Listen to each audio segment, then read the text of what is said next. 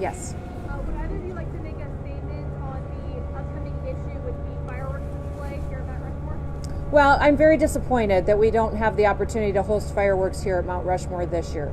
That is something that we did for many, many years, that we lost during the Obama administration, and they returned last year with an incredible event. It was an event that unified our country, that I think all of us were proud to be a part of, and I was hoping we could do that this year as well, and that President Biden would come and be a part of it.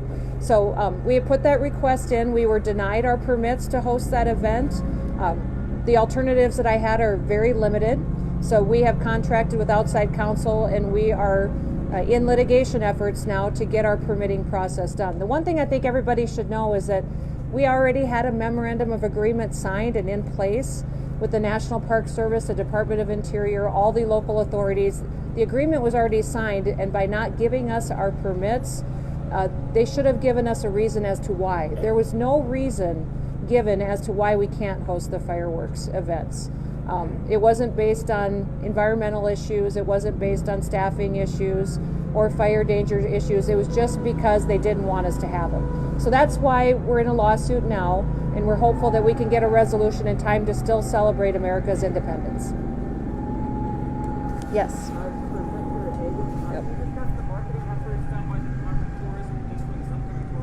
Sure. Yeah, so we have a three-phase marketing campaign. So one, we have a segment of the American population that still isn't quite ready to travel yet, and we're sympathetic to that. And so our message to them is, when the time is right for you and you feel comfortable in traveling again, great places are waiting. For that segment of the American population that is ready to travel, they're planning, they're starting to book, we're telling them to come and visit and go great places. And then we have a third segment, is they're already coming. And so our message to them is great faces, great places. So it's a three-phase approach. Think of it as a stoplight approach, a red light, a green light, and a yellow light. And we're already receiving fantastic responses. In fact, Governor, I should tell you, this is just brand new this morning. Over the past 30 days, our website traffic is up 174%. And our inquiries are up 253%, and that's vacation guide requests, folks signing up for newsletters. So people are really responding to the marketing campaign. We just won't tell them it's snowing. Lee, did you have a question? Yeah, just a quick follow-up on the fireworks thing. Will Yes. you be making the contracts available that you said you signed with the federal government? You mean, well, they're all a part of the litigation and the legal documents that have been filed as a part of the lawsuit. So those should be public already. Okay. Yep. Yes. So with this upcoming tourism season, I know I've done a few stories about car rentals being sold out, hotels are starting to book up. Tourism season kind of never stopped from last year from what I've heard. So what are you expecting for this upcoming tourism season? What you're talking Okay. about. Sounds good. Great question. All indications are it's going to be a very strong summer season. We're hearing that from partners across the board.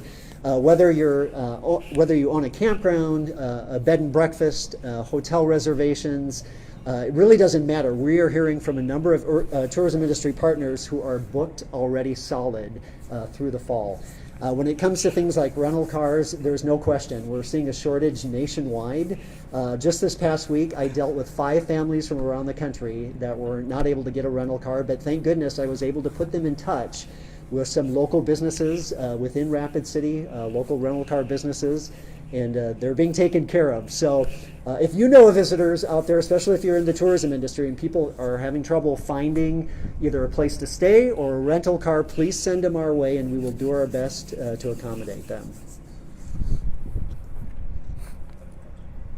Yes. Oh, Andrew, go ahead. Yeah. How can we as locals help you provide never-ending evenings of joy and happiness? Well, just your sparkling personality does that for us, Andrew. You know, what I would say as the citizens of South Dakota, welcome people to our state. I think that people are visiting South Dakota because they value what we have to offer.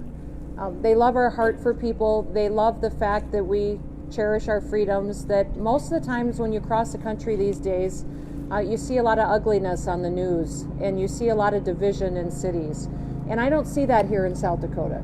I see people that appreciate our way of life. Their families are important to them. They want to support each other, and they're a part of a community. So I would say just welcome our visitors in.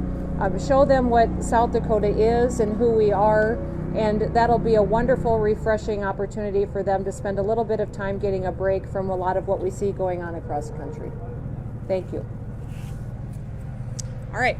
I think we will wrap that up. We'll be around for a little bit if you have other questions, but thank you all for coming, and remember, this week is all about the power of travel.